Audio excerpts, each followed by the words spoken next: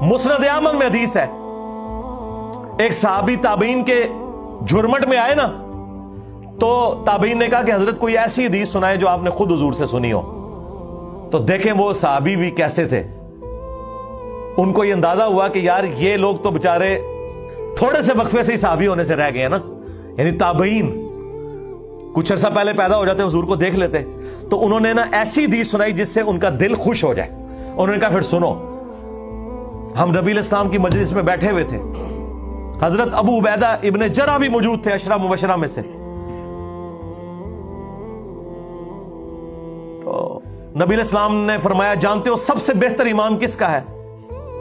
तो अबू उबैदा ने कहा, या रसूलल्लाह हमारा है ना, हमने आपकी सोबत की, आपके साथ मिलकर जंगें की।